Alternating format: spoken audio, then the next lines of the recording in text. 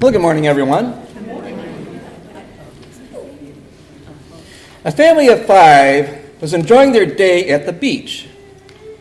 The children were bathing in the ocean and making castles in the sand, when in the distance, a little old lady appeared. Her gray hair was blowing in the wind, and her clothes were dirty and ragged. She was muttering something to herself as she picked up things from the beach and put them into a bag. The parents called the children to their side and told them to stay away from the old lady. As she passed by, bending down every now and then to pick things up, she smiled at the family, but her greeting wasn't returned. Many weeks later, they learned that the little old lady had made it her lifelong crusade to pick up bits of glass from the beach so children wouldn't cut their feet. A rather thankless task, wouldn't you say? Picking up bits of glass so children won't cut their feet? There are lots of people in thankless jobs, aren't there? Being a caregiver to someone who is helpless, working in nursing homes. In a sense, teaching is a thankless task. So is being an officer of the law. Any type of service work is thankless at times, and that includes many jobs in the church. Richard Lederer collects humorous items that appear in newspapers, signs, and so on. Some of the best ones, of course, are from church bulletins. Here are some of his most recent ones. Now remember, these actually appeared in a church bulletin somewhere. Some of them you will have to think about. The Outreach Committee has enlisted 25 visitors to make calls on people who are not afflicted with any church. Here's a hymn. Let all the world in every corner sin. And here's a good one. Last time we asked for prayers for Jerry Butler's foot. After 9 months of various treatments, it's finally all gone. Poor Jerry.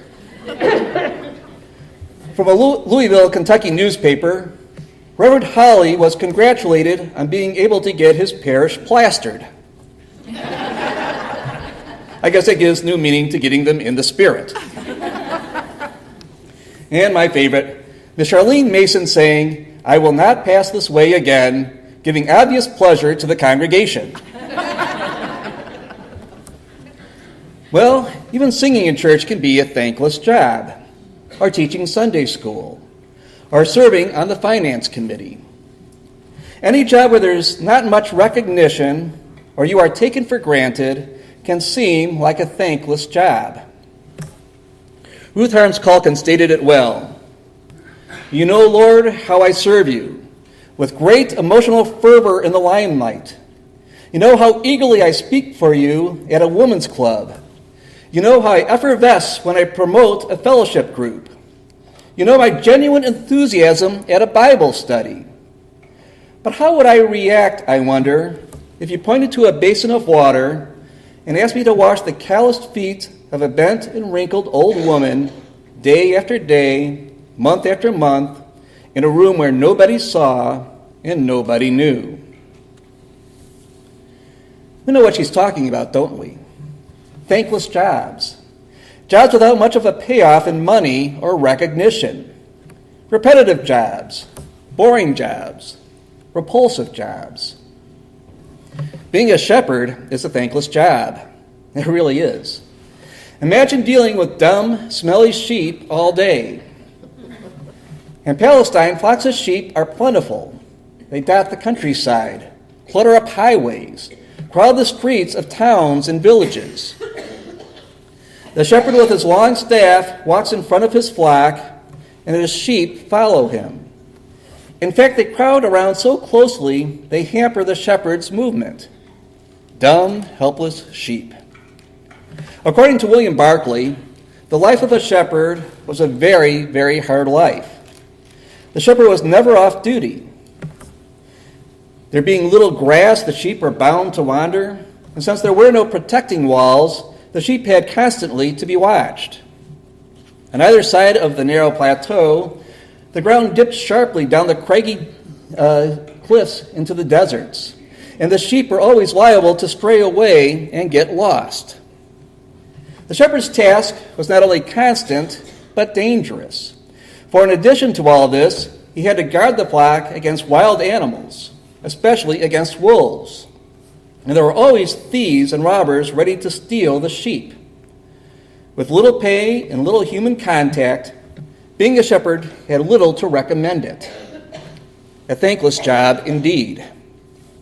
And yet this is exactly how Christ portrayed himself, as a shepherd. And that is the most familiar image we have of Christ, a shepherd holding a lamb in his arms. How sweet, how tender. But a lamb is not a full-grown sheep. Its wool is not wet and matted. It isn't caught in a crevice. It's not bleeding for the shepherd to come to its rescue. Of course, there is a certain bonding that takes place between the shepherd and his sheep. Jesus put it this way: the gatekeeper opens the gate for him, and the sheep listen to his voice. He calls his own sheep by name and leads them out. Sheep calling contests are common in Palestine. Several flocks are placed in an enclosure and mixed together. Then shepherds whistle a distinctive tune. Some call or shout in a peculiar manner. Some shepherds use a pipe with a particular pitch. Each shepherd's signal is understood by his own sheep, and they respond immediately. They make their way through the crowded enclosure to where their shepherd is waiting. The shepherd who collects a given number of sheep in the shortest amount of time is the winner of the contest. Sheep know their shepherd's voice and follow him. And the good shepherd knows his sheep. The individual sheep in a flock all look alike to the untrained eye. A good shepherd, however, can tell them apart, often because of their defects and peculiar traits. A man who was tending a large flock explained this to a Christian friend who expressed surprise at his familiarity with each animal. "See that sheep over there?" he asked. "Notice how it toes in a little. The one behind it has a squint. The next one has a patch of wool off its back. Ahead is one with a distinguishing black mark, while the one closest to us has a small piece torn out of its ear." Observing all of them, the believer thought about Christ, the chief shepherd, who also knows the individual weaknesses and failings of his flock, and watches over the members with discerning love and sympathetic understanding. Christ, the good shepherd, taking over the thankless job of watching over his sheep, taking the trouble to know them by name. Can you imagine that? There have always been people with good memories for names. Napoleon, who knew thousands of his soldiers by name. Or James A. Farley, who claimed he knew 50,000 people by their first name. Or Charles Schwab, who knew the names of all 8,000 of his employees at Homestead Mill. Or Charles W. Eliot, who during his 40 years as president of Harvard earned the reputation of knowing all the students by name each year. Or Harry Lorraine, who used to amaze his audiences by being introduced to hundreds of people, one after another, then giving the name of any person who stood up and requested it. But can you imagine Christ knowing all his sheep by name? That's millions upon millions of people over 2,000 years. No wonder we call him Master, Lord, Savior. He watches over his flock, calls them by name, and sets an example for us. And here's what we need to remember. Christ calls us to follow his example. In his book, Finding God at Home, Ernest Boyer Jr. tells of a woman named Sarah who lived a humble life, yet she lived it with such purpose that she influenced all of those around her. Sarah was born in 1906, the last of 8 children. Her father was a miner, and her mother ran a boarding house for miners. Sarah spent most of her growing up years working at the boarding house and playing with her brothers and sisters. At 18, she married a man from Italy. She had only met him 3 times before, but his family knew her family back in the old country, so it was considered the proper thing to do. Sarah and her husband moved to the city where he opened up a barber shop, and they started a family. First, a son was born, and then a daughter. But something was different with their third child, also a son. He was soon diagnosed with having muscular dystrophy, a horrible disease that would destroy his muscles and render him unable to care for himself in even the smallest way. Doctors predicted he would die before his 5th birthday. This was in the midst of the Great Depression, when there was barely enough money for the necessities of life. Their third child would need extensive medical care for his condition. So Sarah went to work. She took on many odd jobs, such as cleaning houses, baking bread, taking in laundry. And every morning, Sarah went to Mass and prayed for her children, especially her son. Years passed, and the boy outlived his 5th birthday, and his 6th, and his 7th. Sarah did whatever she could possibly do to care for the afflicted child. She even wrote to President Roosevelt, hoping that his own infirmities would give him compassion for others who were suffering. The president arranged for the boy to be sent to a prestigious clinic in Maryland. Sarah took her son to this clinic, where the astonished doctors told her that the boy's continued survival and slow disease progression were nothing short of a miracle. Evidently, Sarah's loving care was keeping her son alive and in fair condition.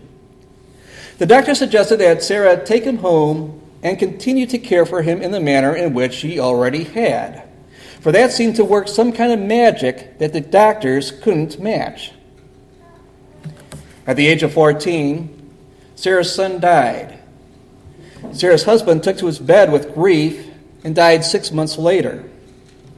In addition to her regular jobs, Sarah began taking classes at beauty school and eventually turned her husband's barber shop into a beauty shop. In this way, she supported her children. But something kept nagging at Sarah. Throughout the years of her son's illness, Sarah had spent a lot of time in hospital wards, and she was aware that there were many suffering children in those wards who had no one to visit them. So Sarah began visiting the children's wards of the local hospitals to talk to the children and let them know that she cared. But the hospital had a strict policy of only allowing family members to visit, and so they barred Sarah from the wards. When Sarah protested that many of these children didn't have family, the hospital staff told her that many of these children weren't used to that kind of caring, and if they got out of the hospital, they wouldn't know what to do when they no longer received it. Sarah left the hospital and sat down on a park bench, and there she cried and cried. And then Sarah resolved to do something to show love and care to children who had no one else to love them. And so Sarah became a foster mother, and her house became a home to many young girls who needed her. Sarah's life followed a simple routine. Every morning she went to early Mass, then came home and cooked breakfast for her foster children. Next she worked at her beauty parlor, and then went home and baked bread. Her bread was Sarah's gift to the world around her. She never baked it for herself. Instead, she gave it away to churches and soup kitchens and family and friends and neighbors in need. One day, Sarah got a call from one of her granddaughters asking her to go to afternoon Mass with her. When Sarah showed up at the church that afternoon, she saw her whole family waiting for her. They led her into the church. It was filled with Sarah's family, friends, neighbors, and former and current foster children. Some people had traveled hours to get there, and some were friends that Sarah had not seen in years. And when Sarah entered the church, they all stood and clapped. As Sarah stood there, crying tears of humble joy, her youngest great-grandchild walked up and presented her with a bouquet of flowers. "Here, great-grandma, these are yours." Sarah walked to the front of the church and gently placed the flowers in front of a statue of the baby Jesus. And she said softly, "Here, these are yours." Christ set the example. He is the good shepherd. He watches over his sheep. He knows each of us by name. He even laid down his life on our behalf. And now he calls us to take up the often thankless job of laying down our lives for others, with no other reward than this: someday to hear his voice say, "Well done, thou good and faithful servant." Are you up to it?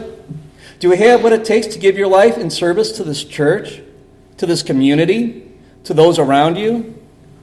Let us resolve to serve others even as he serves us. Would you please pray with me? Jesus, good shepherd of the sheep, we thank you for your loving care and guidance, for your protection and ceaseless love for us. We give thanks that you did not wait until we came to you, but like a shepherd searching for lost sheep, you came out and found us and brought us home. We rest confident of your care. We are sure that you are not only love, but you are love for us. For the gift of our salvation, for the gift of your presence in our worship and in our daily lives, we give thanks. Amen.